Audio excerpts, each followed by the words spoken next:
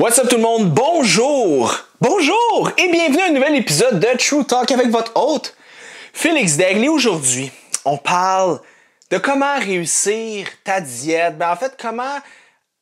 on va recommencer ça, faut pas que je dise le mot diète. What's up tout le monde? Bonjour et bienvenue à un nouvel épisode de True Talk. Et aujourd'hui, je te donne 4 trucs, pas 1, pas 2, pas 3, mais bien 4. Ça, c'est des trucs pour rallonger les secondes de mon vidéo. Non, je niaise. On va enlever ça, je recommence. What's up tout le monde? Bonjour et bienvenue à un nouvel épisode de True Talk. Aujourd'hui, j'ai regardé ma feuille. Let's go! Ok, allez, on y va.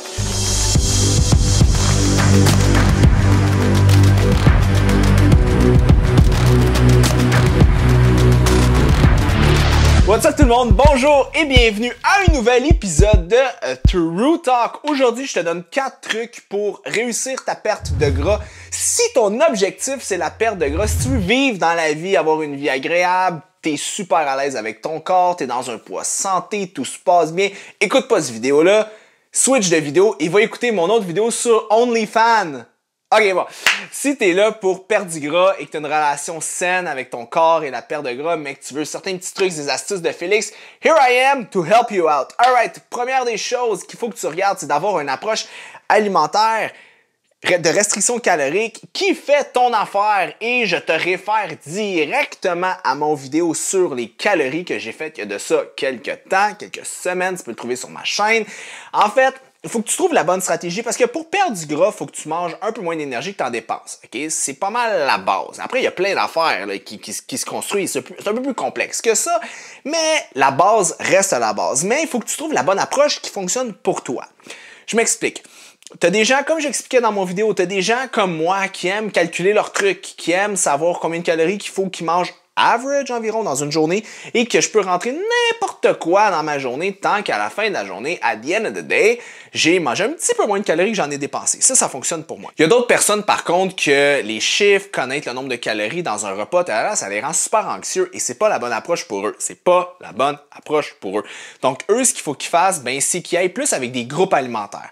OK, puis des combinaisons alimentaires. OK, il faut que je mange ça, avec ci, avec ça. Fait qu'on donne à ces gens-là souvent plein de bons aliments qui sont santé, mais qui sont pas super hauts en calories. Fait que même s'ils calculent pas, ils n'ont pas nécessairement à s'en faire parce qu'on leur donne des aliments qui sont low calorie dense food. Fait que des aliments qui sont très denses, qui sont gros, qui sont vraiment larges, mais qui sont faibles en calories. Genre des végétaux, et ainsi de suite. Ça peut être des pommes de terre, du popcorn, du melon d'eau, des fraises. Bref, vous voyez ce que je veux dire. Fait que, il y a plusieurs types d'approches, mais l'important pour réussir ta perte de gras, c'est trouver l'approche qui fonctionne pour toi. Parce que toutes les approches fonctionnent, ou presque, quand c'est intelligent. Il faut juste trouver la bonne pour toi. Fait que si toi, tu as besoin de manger un peu n'importe quoi dans ta vie, mais que tu veux quand même perdre du gras, c'est là que peut-être savoir un peu plus la valeur en calories de ce que tu manges, ça peut être intéressant. Si toi, les chiffres, ça te fait peur, ça te rend anxieux, le calcul, ça te rend mal à l'aise, c'est peut-être d'y aller plus avec des groupes alimentaires ou des choix d'aliments. Fait que c'est juste de trouver la stratégie qui va marcher pour toi parce qu'on est tous différents. Il y a des gens plus cérébraux, il y a des gens plus émotionnels, il y a des gens... Fait que vous comprenez un petit peu le principe, c'est que c'est pas parce que ça marche pour ta voisine Isabelle que ça va nécessairement marcher pour toi. Le deuxième truc qui est super important quand tu veux perdre du gras puis tu vas atteindre ton objectif, c'est keep your eyes on the prize, OK? Fait que tu t'assures de voir vraiment l'objectif à long terme. Où est-ce que tu t'en vas plus que l'objectif à très court terme? Vous le savez, les diètes yo-yo, ça fonctionne pas parce que, je l'ai dit dans une vidéo, ça peut créer des problèmes au niveau des adipocytes, ça peut créer... Il peut y avoir beaucoup d'effets négatifs de faire des diètes yo-yo. Donc, c'est juste de pas être trop émotif par rapport à son objectif. Vraiment de dire, OK, moi, je suis pas dans mon poids santé, mon BMI, tout ça, mon tour de taille, je suis en embonpoint, en obésité classe 1, classe 2 ou classe 3. J'ai un surplus de poids, ça peut avoir un effet sur mon diabète, mon cholestérol, mon hypertension. Bref, je suis pas en santé et je veux changer ça. Et ce qui arrive dans ce temps-là, c'est que si vous êtes très émotif dans le processus, ils disent, OK, du jour au lendemain, c'est fini, je reviens à l'envers. Souvent, si vous êtes trop émotionnel, vous pouvez vous tourner vers des diètes extrêmes. Puis c'est là que ça peut devenir problématique. Donc, toujours regarder à long terme. Et les gens qui regardent trop à court terme, le problème, c'est que la fois, exemple, qui vont, vont être avec leurs amis, puis ils vont manger un aliment interdit parce qu'il n'y a pas d'aliment interdit. dit, comme je l'ai dit tantôt, c'est juste une question de calories, tout ça, mais bref, on y reviendra. Puis ils vont, exemple, manger un gros repas, très copieux, le burger, le fast-food et tout ça. Après, ils font comme, oh mon Dieu, j'ai tout scrappé, ça fonctionne pas comme ça marchera pas, c'est pas pour moi, j'abandonne.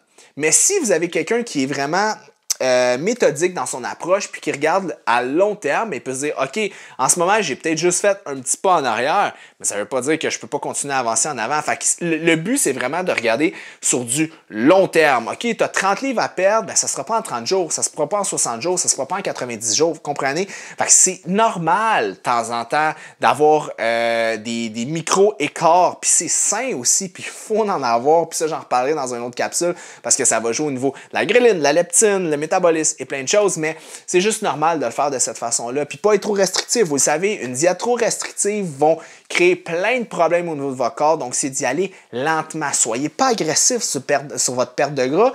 Si ça vous a pris 10 ans perdre le poids, ben ça vous prendra pas 10 jours le perdre. OK? Fait que oubliez ça, enlevez ça de la tête. Puis si vous le perdez en 10 jours, je vous garantis que ça va créer des problèmes, qu'à long terme, vous allez traîner ces problèmes-là toute votre vie. Donc, ça, c'est le deuxième point qu'il faut faire. Fait que, tu sais, ça peut valoir la peine de travailler avec un coach ou une nutritionniste ou un spécialiste en alimentation, whatever, avec qui vous aide à keep your eyes on the prize. Regardez, OK, je m'en vais là, c'est là que je m'en vais, puis vraiment de vous accompagner dans le processus, parce que des fois, quand vous allez être là, oh non, ça fonctionne pas, j'ai le goût de tout laisser tomber, ben c'est là de dire, ben peut-être que t'es trop agressive, Isabelle, sur ta perte de gras, on va y aller un petit peu plus slow down, on va y aller plus relax, puis on va se rendre tranquillement pas vite vers l'objectif. Tu sais, moi, ça fait quoi? 15 ans que je m'entraîne et j'ai atteint mon objectif, ça fait 2 ans peut-être. Fait que tu sais, vous voyez, ça m'a pris 13 ans à me rendre. Je vais faire comme moi, j'ai eu plein d'essais-erreurs à travers toutes les années, mais c'est pour ça qu'aujourd'hui, je suis là à tout vous expliquer ça. Mais ça peut être long à atteindre votre objectif. Tu sais, j'ai des clients qui viennent me voir et qui me disent souvent, ben Félix, je veux cet objectif-là en 3 à 6 mois. Puis moi, je leur dis, ben ça va te prendre 12 à 24 mois. Puis ils sont comme, aïe, c'est long. Pourtant, la fille à côté ou le gars à côté m'a dit que je pouvais avoir un six-pack abs si j'achetais son programme à 30$ sur le web. Puis là, je suis là, oui, je sais, Jérôme, mais c'est pas même ça marche, tu sais. Fait arrêtez aussi de vous faire vendre le rêve, puis arrêtez de croire tous les gens de qu'est-ce qu'ils vont vous dire, que oui, tu peux avoir des résultats avec moi plus rapides qu'avec Jérôme à côté, mais plus rapide, dis pas meilleur, dis souvent même plus dangereux et dommageable. C'est comme n'importe quoi dans la vie, tu sais. Quand tu triches à un examen ou quand tu triches dans la vie, tu vas beaucoup plus rapide, mais à un moment donné, quand tu tombes puis tu tombes de haut. Troisième point, structurez intelligemment votre alimentation. Dis-je avoir de la flexibilité alimentaire? Bon. Je le sais, il y a beaucoup de mes clients souvent ou plein de monde qui vont prendre leurs photos de leur meal prep. Fait qu'ils achètent les espèces de petits plats noirs au Costco. By the way, ça vaut quand même la peine de les acheter là parce que tu as des plats pas chers au Costco. Anyways. Puis là, ils font une espèce de liste, puis ils mettent du poulet comme dans chaque plat, puis là, ils vont mettre, mettons, du riz, des patates, nanana, puis c'est correct de la faire comme ça. C'est juste que moins de flexibilité alimentaire que vous mettez dans votre alimentation, moins facile ça va être de tenir votre diète. Puis je m'explique, OK? La première, je veux pas dire le mot diète, excuse-moi. Moins facile, ça va être de tenir votre objectif de perte de gras si votre objectif est de perdre du gras parce que vous avez un problème de santé ou que vous voulez juste changer votre apparence corporelle de façon saine. Donc, ce qui arrive, c'est que si vous faites toujours ça, il va arriver plusieurs problèmes. Le premier problème, c'est qu'il y a quelque chose qui s'appelle le reward system, le système de récompense. Et je vais essayer de vous imager ça, OK? Imaginez que vous faites, là l'hiver s'en vient, l'automne s'en vient, vous faites une espèce de gros, pas un ragoût, c'est quoi? Un chili, c'est ça. Vous faites un gros chili dans votre espèce de croque-pot. Et là, vous le savez, quand tu fais du chili, t'en fais comme pour une famille au complet, mais t'as juste toi puis ta blonde, ou toi puis ton chum, ou t'es juste toi tout seul avec ton chien, comme moi. Mais l'affaire, c'est que tu vas faire peut-être 8 portions ou 6 portions. Mais tu vas pas toutes les congeler. Ah, congèle tes plats. Non. Des fois, tu te dis, ben, j'en ai pour la semaine, je suis paresseux, je vais manger ça toute la semaine. Fait que là, le premier repas de ton chili à la Ricardo, tu fais, wow, c'est goûteux, c'est bon, miam, miam, miam. Le deuxième, le lendemain, t'es comme, c'est bon en dîner. Là, le soir, t'es comme, hey, t'as pas le goût de te faire cuire du poulet. T'es comme, ben, il y a du chili. Puis là, vous voyez, le troisième, quatrième, t'es comme, ça, mon chili, c'est pas tant bon. Il me semble que j'étais curé de manger ça. Il me semble. Pourquoi? Parce qu'il y a un système de récompense qui te dit que c'est plaisant quand tu manges quelque chose. Puis à un moment donné, si tu manges tout le temps la même chose, mais ton système est comme « Hey bozo, t'as pas de diversité alimentaire, tu varies pas ce que tu manges. » Fait que l'affaire, c'est que le plaisir de le manger diminue et diminue et diminue. Et vous savez, fun fact, vous savez, une des choses qui stimule le système de récompense à tout coup, même si vous n'arrêtez pas d'en manger, le sucre. Donc c'est pour ça que vous êtes capable de manger du sucre à pu finir sans vous écœurer. Donc, c'est un petit peu ça. Fait que si vous n'amenez pas de flexibilité alimentaire, vous êtes capable de faire ça une semaine, 2 semaines, 3 semaines, 1 mois, 2 mois, mais vous n'allez pas être capable de tenir ça à long terme. Fait que moi, ce que je vous recommande, c'est que trouvez-vous 5, 6, 7 repas soupers préférés, que vous connaissez un peu les calories puis qui sont vraiment cool à faire puis que vous aimez faire. 4, 5, 6 dîners que vous trouvez cool, que vous aimez faire, puis peut-être 2, 3 déjeuners que vous aimez. Puis faites de la rotation à travers ça. Nous, on travaille chez FD Fitness, on a un builder qui vous sort qui peut vous générer des semaines et des semaines et des semaines alimentaires pour vraiment amener de la flexibilité, parce que la flexibilité reste la clé. Tu sais, oui, tu peux tout le temps manger la même affaire, il y a du monde qui sont comme ça. Tu sais, moi, je pense que j'ai le même déjeuner, ça fait 1 an, mais mon déjeuner, il est tellement varié que je l'aime, tu sais. Ah, vous voulez que je vous dise c'est quoi mon déjeuner? Ah, Félix! Je vais vous dire c'est quoi mon déjeuner. On va faire une pause, là. On va mettre une petite pause sur vidéo. Je vais dire mon déjeuner, vous allez capoter. À tous les matins, je mange 5 blancs d'œufs, 2 œufs complets. Je vais manger environ 55 à 65 grammes de dinde ou de jambon. Je vais rentrer là-dessus du fromage de la marque... c'est qui le gars qui a le stade, là? Saputo. Du fromage Saputo, un genre de 30-40 grammes.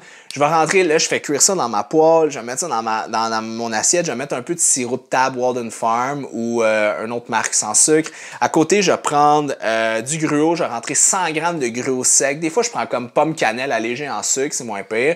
Je vais faire cuire ça dans le micro-ondes exactement 1 minute et demie. Je vais mettre du lait d'amande là-dedans, des petits fruits. Et là, ça me fait un espèce... Mais tu sais, vous voyez la variété, vous voyez comme j'ai une diversité au niveau des aliments que je mange. Fait que c'est fun à manger. Fait que c'est juste de la diversité. Bon, on ferme la parenthèse. Revenons sur la flexibilité. Donc, vous voyez, c'est super important d'avoir la flexibilité alimentaire. Tu sais, j'essaie d'avoir des soupers qui sont différents. J'ai comme mes soupers préférés. OK, mettons mon filet mignon avec mes frites puis ma salade de cocombe bocconcini avec mes tomates.